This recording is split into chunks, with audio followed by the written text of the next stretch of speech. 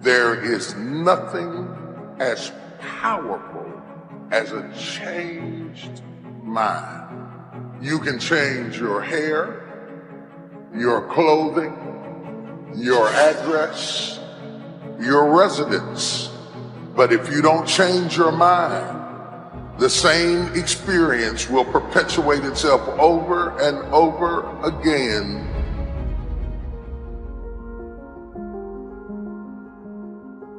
You know, nothing happens unless you change. So change is not our enemy, it's our friend. There's a season that you may go through a difficult period, but that is to wake up your ability to change. You cannot become what you were born to be unless you are not willing to change into something you are not.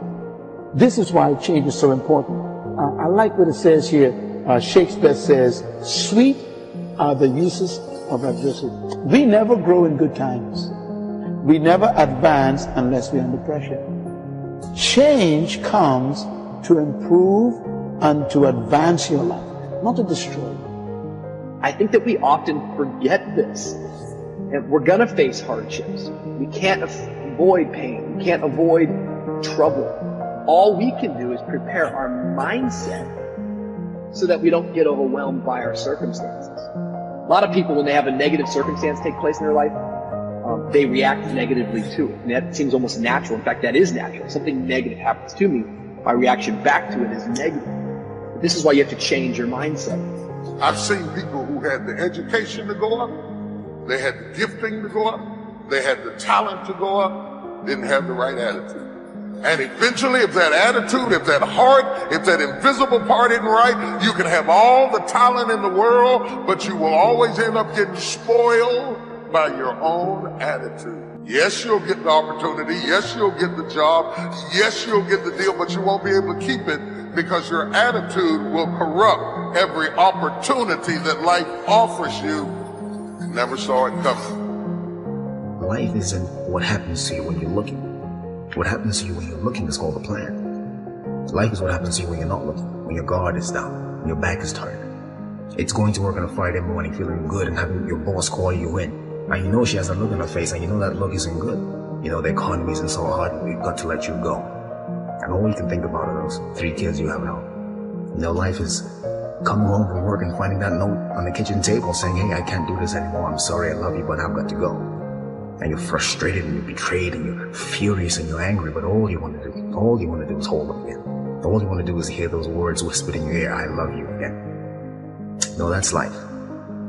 How do you handle that? How do you deal with that, those sort of situations? You see, it's been said 100 times and I'll say it again. You've got to go through it. That's all it is. You've got to go through it. And going through it is not a function of just being courageous. It's not a function of just saying, well, I'm going to close my eyes and see what happens next. It's not that. It's really a function of 3 things. It's a beginning, it's a middle, and an end. And before you go through it, there's a choice. You make a choice to say, well, I'm either going to stay here or I'm going to be over there someday, somehow. It's a choice.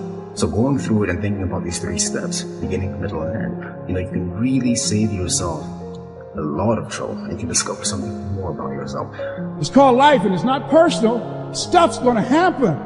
And if you make it to the 40-yard line, if you can make it to age 40, between 40 and 60, it begins to intensify. All kind of things happen. Between 40 and 60, my mother was diagnosed with breast cancer and finally died. Between 40 and 60, I was diagnosed with prostate cancer. Between 40 and 60, I went through a divorce from someone that I loved very much.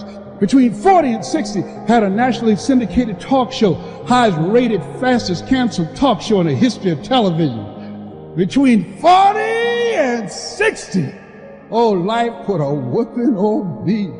It ain't personal. It's called life. I was homeless, man. I mean, you're in a position where you're going, I got nowhere to go except up. I might as well keep hustling. I was in comedy. I just wasn't making nothing. All the money I was making, I was sending back home to my wife and kids. That didn't last. She got tired of that real fast. But I couldn't go back to Cleveland because I wouldn't have enough money to drive back down south to perform. One time I drove to the house in Cleveland. I finally got enough money. I drove to the house in Cleveland. Everybody was gone. I didn't see my kids for almost 2 years. They just left, boarded up the house. So next thing you know, I'm in the car. I lived there, but it taught me determination, man. I'm a really, really determined person. It also taught me that no matter what happens to you, it ain't over. I was determined to be something. As long as God wakes you up, that means he ain't through with you yet. There is nothing as powerful as a changed mind. The only way off of welfare is to change your default settings.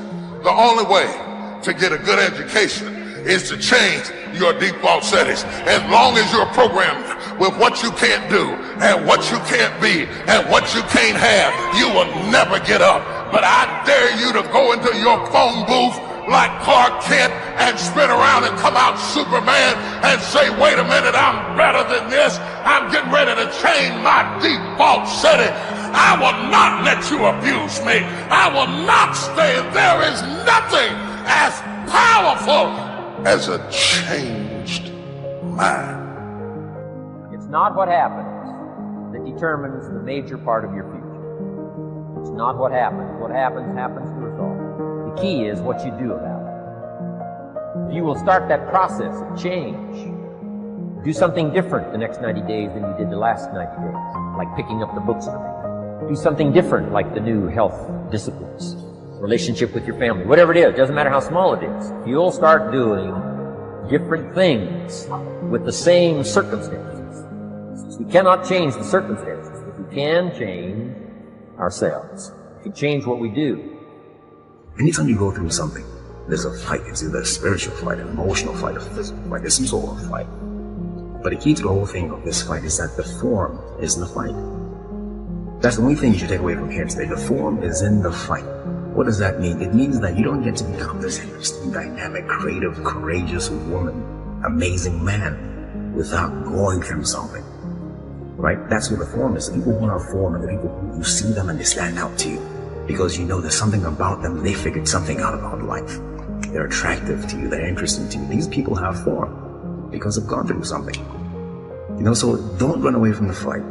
Meaning, go through it. Don't be afraid to go through it. Get through it, because at the end of getting through it, I guarantee you there's at least one thing you discover about yourself. You discover that there's a version of you haven't discovered yet. You don't even know exists yet.